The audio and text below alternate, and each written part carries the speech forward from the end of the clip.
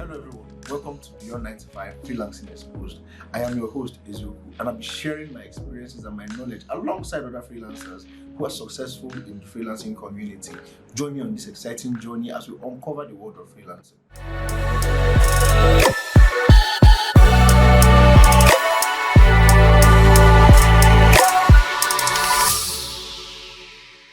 Hello everyone, welcome to another episode of Beyond 95 Freelancing Exposed. And today we'll be talking about another aspect of Beyond 9 to 5, where we interview people who do not do the regular corporate work. And today with me, I have with me Tugrow. And I know him as Tugrow Abraham, but then Tugrow is the name everyone is familiar with. And I would like him to do justice to his own introduction. Okay, thank you very much. My name is, my real name is Samuel Abraham. So the Tugrow is my nickname. So like it got to a point that everybody was like Tugrow, and in fact it becomes a business initial because people were like too familiar, and it has to do with the online where I was like there teaching people a lot of things about importation. So even my username where I was using Tugrow, I said if I want to succeed in doing very line, because people are already familiar with this name, so I automatically make it a brand name. So Tugrow is my name, and my business name too is Tugrow What is April. So I make it a brand name automatically. That's actually a wonderful one. It's a very nice one. So can you briefly tell us about your journey into being an entrepreneur? And just give us a brief. Yeah, okay. Journey into being an entrepreneur. Well, the truth about it is that it's not always a sweet one. It's not always an easy one. But at the end, it's always cool. So I born into an average home. A place whereby, and the fact that I'm the firstborn, so it was a tough one. Like immediately after my school, at a point I have to drop out of university because it was have to the whole thing was so much, and I didn't want to put a lot of things on my parents. I didn't want to put the things on my mom because they were all struggling. So I have to what would I do? So it all started. Me being myself started at I've done a lot of things. Right. From while I was still going to school, I some minor job like labor jobs and living labor jobs, and I also once worked for someone. There was a time that a man from Delta State come into Akwa Ibom to be selling all these mosquito killer, these mosquito electronic that used to make noise. Yes. So I have to because I was this kind of person, I don't just want to just be so comfortable with 9 to 5, right from time. Though I've worked 9 to 5 before. That was where I learned how to drive. I've worked in a pure water company and all that, but I was not comfortable with 9 to 5. So no, that was how I heard about this company. This marketing company is coming. They are coming to Akwa Ibom. They want to be selling all kinds of different things, and then I have to I went into the company. They told me they told me that it's a commission job, right? Whatever you sell and all that. And then that was how I started. I sold a lot. So at a point, the man was making a lot of money. He now left Akwa Ibom, and then all those my customers then they were now calling, finding out how will I get this thing, and the main person that was actually bringing in this product has actually gone. So I think that was where my journey of entrepreneurship started, because I started making findings for myself. How will I get this thing to my customer? So I remember the first thing people were telling me Port Harcourt is a big city from Akwa Ibom. Then I was in Akwa Ibom, so people were telling me Port Harcourt is a big city from Akwa Ibom. So I have to I live from Akwa Ibom to Port Harcourt is 1 hour 30 minutes drive, right? Okay. So I left Akwa Ibom to Port Harcourt. I went in with the sample of the mosquito killer, because that was one of the things that was really selling then. Yeah, so I went in with the sample we did, and then I went into bigger market. I couldn't find them, and like I went into places I couldn't find them. So they now directed me that from there I could go to Onitsha. Now Onitsha is another big market. Yeah, very good. Yeah, so I went to Onitsha. Luckily for me, I was able to get the product there in Onitsha. So that was how I bought those items. Over there, like then, I buy those items for like sometimes like when because when the man in Delta State was selling, he used to give us for like about 2,000 naira, and then we sell it for like 3,000, 3,500. But out of 2,000, my commission is in there. But they also tell us that you can go, probably you meet people that have money. So anything you sell above 2,000, that one is your own. You have to keep that. But even when you come back, the returns you are making is going to be 2,000 per one. And then inside there, at the end of the month, there was still a percentage that they will give us out of it. So when I went there, and I discovered that this thing was like in the market there was in a box of it, like a carton of it was selling for 500 per each. So that was how I blew up, like 500 per each. So I bought the item. When I bought the item, and then I started selling the item myself. So I was not doing it myself. So I go to many places. I left Akwa Ibom, I go to Port Harcourt. I go to Cross River State, Calabar, to make the sales. So at a point, I was this person that has that spirit of entrepreneurship, and I always want to like do my own, have staff and the rest. So before you know, I started putting vacancy. I was like, I want to do like that, my brother. I started putting vacancy, and then I want to employ people to like work with me as well too. So I actually got some people. I got like over like 6 staff that was working with me. So I have to like leave my new government in Akwa Ibom State. This was how many years ago? All these things happened like within 2011, between 2010, 2010, 2011, 2012, right? So I got those stuff, and then we were working. So but I didn't know the process. Like if you want to hire, you have to like go into some documentary and everything. So I didn't know that. My mom was just like, I want them to start. I have staff. I want my staff to like work, make returns and all that, and then so until this very good day, they all plan and keep it. Like they all plan, and then they do like all of them. They left with the item. Like the day I now brought a lot of stock, overstock of I think it was over 250,000 naira as a day. That was a lot of money. Yes, I now assign everything to them, and that was how they left. Guess what? No documentation. I didn't know where they live. So I didn't know where they live. I didn't know anybody like who to reach out to even get them. And that was how I almost go to square one. So at that very point, I become so broke. So that was how I now remember that when I went to Cross River State to Calabar, I actually met a guy that was selling popcorn, and this popcorn they gathered. This guy. Don't tell me you sold popcorn. I sold popcorn. You sold popcorn? Yeah, I sold popcorn. After becoming a CEO, I went back and then I started selling popcorn. Like I went back, when I went back, I'm this kind of person. Like when I see anything and then I now see that. So rather beg. Yes. So I have to go back to Port Harcourt. I met with that guy because when I went there, I ate this popcorn. It was so nice. And in the evening, you see people lining up. Like people will be lining up to buy this popcorn. So I have to go back to Cross River State. I met with the guy. I told the guy I want to learn. So that was how I learned how to make popcorn within like I think a week or two. So I think I learned how to make popcorn. And I have to like bring back the popcorn back to Akwa Ibom State. I was the first person that introduced that popcorn where you have a stand making popcorn, instant popcorn.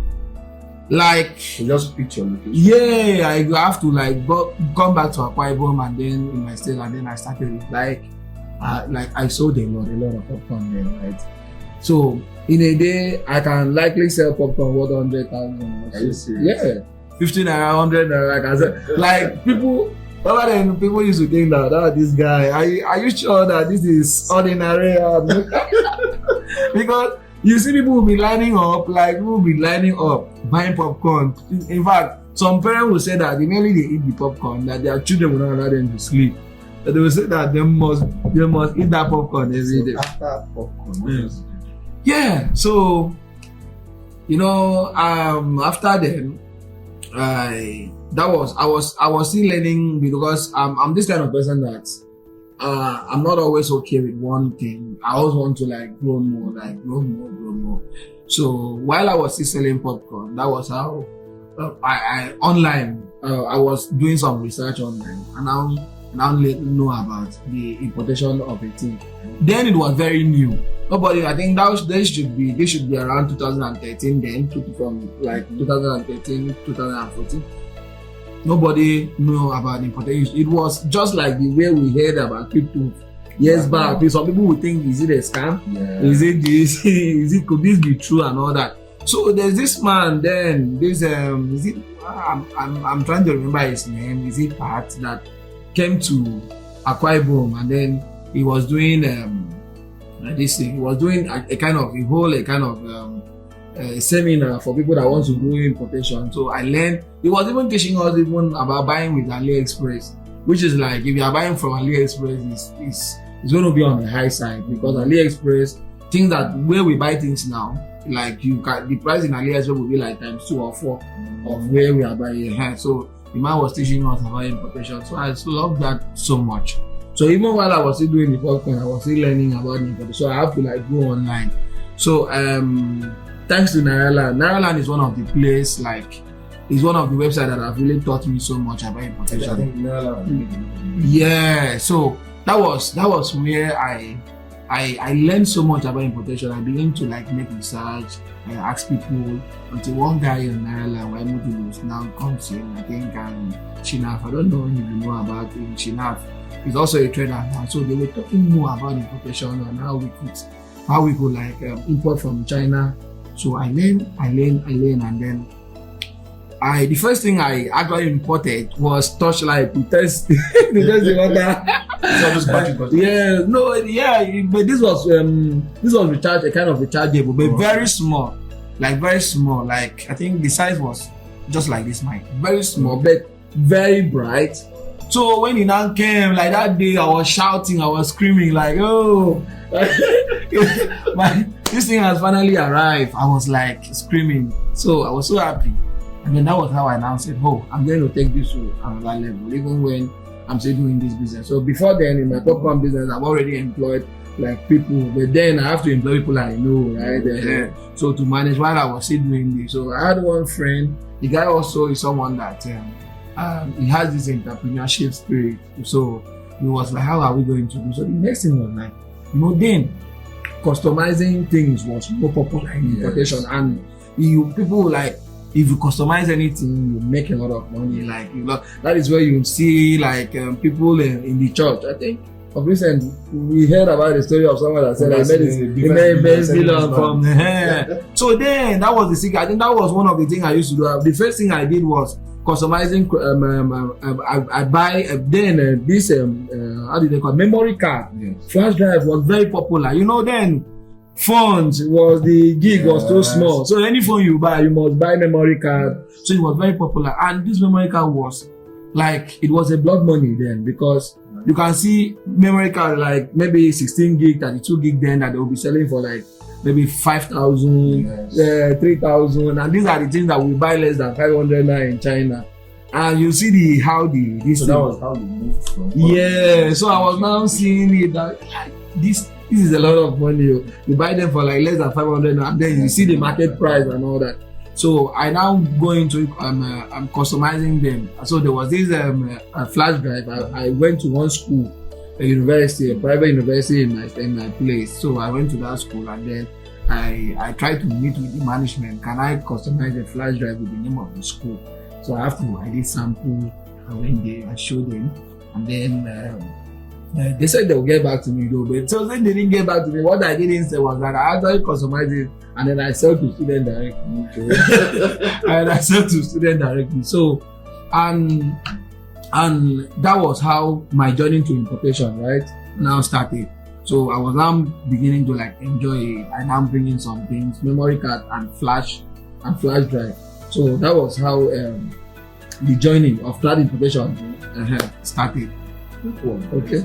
So, importation, you have spoken about importation, you've spoken about all of the businesses that you did, right? In all of these businesses that you have made your family, like, what are the interests? What do you find interesting about all of this, like the journey of Yeah, I think one thing I find so interesting about it is that it's always one business will lead to one business, and one way or the other, they're always related, right? So one business will lead to one business will lead to one business. So unlike from that importation was what led to me becoming a procurement. Yes, and I know you said it was express on there. Yes, we are led to. And I'd also like to commend you because normally after those people ran you had every reason to say it. I'd probably go begging for one person. But I think I would like to commend the resilience over time. Because it is not enough to have done the things you have done. You mentioned the few things that you have done. And I noticed that so while I was doing it, I know the things I did. I've taught before, I have done labor before, I did Okada riders. Nobody knows that I did Okada riders, right? But all of these things, rather than just stay idle, I do whatever it is my business. I could find my hand there. In procurement, what are, like, for people who want to go into procurement, what are the procurement processes? The best possible ways for people who want to go into it. Okay, so how I got into procurement was when I did the information business. So at the point I now doing so that one of the problems, a lot of people is facing the issue of getting a good shipping. A good agent to handle like that. It was a time then the particular company ran away with I think it was a very common thing back then. Yeah. People would go around with the passport, with money for your fake passport. Yeah. So I now how are we going to how am I going to solve it? So like I was saying, I became friends with the very manufacturer that did the America. So we come from we talk about personal issue, future, and all that. So that was how I now have to tell you what is the procurement. So automatically I didn't learn procurement from you. So we did try and error. So it was just that same way of being able to try something. To try something new. So I told him about the whole plan that a lot of people are having these issues and how did you meet this person? Like I said, I just met him online. I met the person on Alibaba, right? Alibaba. So when I made the company, he was like the customer care representative that was attending to me. So I've done a couple of business with him over time. So we now became friends. Yes, we established a relationship. We became friends, and then I have to so he tells me about this plan. I tell him about it. I told him, I'm just a young guy that is coming up. He said, he's also a young guy that is coming up. He's currently working in a company that he is also looking at the time. He's going to leave this company and doing something like it. So that was announcing that, the spring is one. So when I now brought this idea, so at first it was challenging because Chinese then they hardly trust Nigerians and all that. So it was challenging, but I have to let him know that this is how this thing is. So I told him the process. How are we going to do this? How are we going to do this? Okay, you find out about how to send this your custom process over there. While I will also do my own findings of how I can get on my own end here. So I have to go on research, read of the airport. They don't used to send goods in China, or people used to travel and all that. So I have to agree with a lot of research. Though at the point normally there would always be a kind of an error because we didn't learn it anywhere. Yes, we make a lot of mistakes and then we correct ourselves. So that was how I go into procurement and shipping. So when we met, we agreed because I used to like tell people, no matter how it is, make sure that you see you if you have any knowledge, even while you are still going to school, just try as much as possible to share those knowledge and then probably learn. I think because the way I built, I didn't really suffer so much to get clients when I started procurement business, because it's most of those people that used to learn from me, that because when I knew about importation, I was teaching too on that same parallel. Right, I used to teach. If you go to my page, even my popcorn page is still there. Up till now, yes, on now I teach people how to make popcorn. After then, when I now left popcorn and then it was into importation, I teach people how to import from China. So a lot of people now gain so much trust in me. So when I now told, like, open a trade that yes, I am now shipping. This person, he has been here since 2013. That's very because of a good name. Yes. The name people can be brand and the name people can take. Yes, and to build a track record over time. So what are the processes involved in the process involved in determining the first thing is that as a customer, you want to buy any product. Like the site we buy things from China is called 1688.com. Okay, 1688.com, because it's one of the 1688.com. I think that is where I have to make my company name Tugrow 1688, because anytime you search about 1688 on internet, my company name will likely come along with it. You understand? So I have to make it the brand name Tugrow 1688 logistics. So the site we buy from is 1688.com. It's a Chinese owned site. This site was supposed to be like, it's supposed to serve the Chinese citizens, right? And they're over there in China. Things are more cheaper. People buy in that side and selling AliExpress and Alibaba, because AliExpress and Alibaba is the international version of 1688.com. Yes, and Tabua. The difference between the two is that 1688 is for bulk buyers and Tabua is for retailers. Yes. So if a client wants to buy something, like you want to buy something from 1688, the first thing you do is that you have to do the process that you can find the product, like what you want to buy, because what we are going to do is that you get the name of the item you want to buy. Unlike now, maybe you get a particular product you want to buy in maybe like Junior or so, right? So you have to like maybe tell someone, this is what I want to buy. So the job of a customer. And the two we focus is 1688 and Tabua, because we always advise them that the Alibaba is going to be so costly. So and also Alibaba would also stress us, because Alibaba will want you to pay with a dollar card rather with the RMB. So our local my colleague and my partner over there in China will have challenges paying in Alibaba compared to 1680, because that one can be paid with RMB, which is their local currency. So the customer has to like bring the link of the item. So let's use 1688 as a case study now, right? So you bring in the link of the item, give us the full description of what you want to buy. So assuming you want to buy maybe a bag, and then you bring in the link of the bag, and then the color of the bag and the quantity of the bag. If there are more descriptions that you want us to add or for more clarity, you can as well add it up. So what we do is that from when we get the link, we have to like go check it. We send you quotation. So we open the link, add it according to what you wanted to buy. You wanted this is a bag. You want to buy 5 quantity, and out of the quantity, 3 is going to be black and 2 is going to be white. So we will put the quotation all together, and then we had our service charge. We charge 5% of total transaction. So we had our service charge and then send you the quotation. So from the sending you the quotation is next for the customer to pay. So once the customer pays, so we proceed to pay for the item. You understand? So we send our my partner over there in China will pay for the item, and the shipper will now ship it. Unlike you buying an item. So is the shipping cost included in it? Yes, the shipping cost will be included in, because on the side, just like I use Nigeria as an example, if you want to buy something, automatically they will include, when you now put the address, the shipping cost to the address is calculated there. Except maybe you saw free shipping, right? So once you now bring the link from the quotation we send, the site itself will calculate the shipping cost to our office, like to my office in China. So it's going to calculate the shipping cost automatically because our address is already on our own account.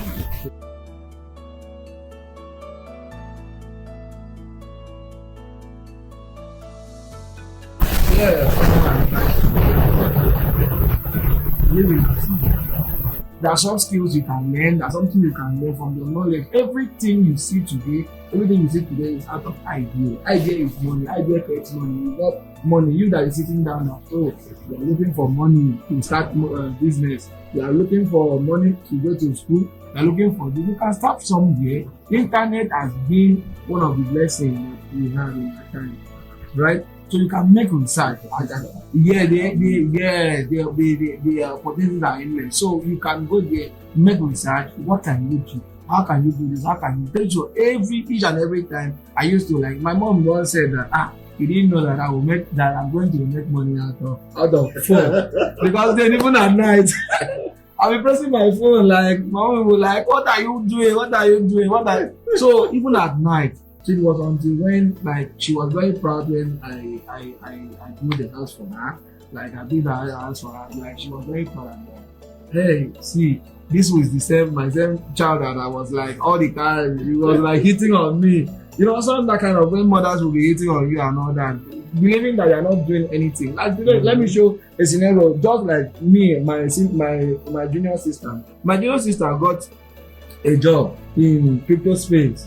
You understand, working as a moderator in one of the crypto, and we are paying her $250 per month, and she's working at 6 hours per day. There are 4 in the 4 shift, so 666. That's making 24 hours for 6 hours per day, and they're paying. And this is approximately like close to 200,000, and it's very, very rare before you can get a job even here in Nigeria that you are working even in a full time for close to 200,000. So how did she get this job? Just by making research, going to this thing and this thing. So you have to, like, embrace the opportunity that the internet has brought to us. Thank you very much. Thank you all once again, and until we come again with another episode from me here, it is a goodbye. Have a wonderful rest of the day. Thank you. Thank you for spending your time with me today. I hope you found this content to be informative. If you've enjoyed this video and would like to see more, do not forget to hit the subscribe button and turn on the notification so you never miss an update. If you found this video helpful or informative, do give it a thumbs up and share with family and friends. Thank you.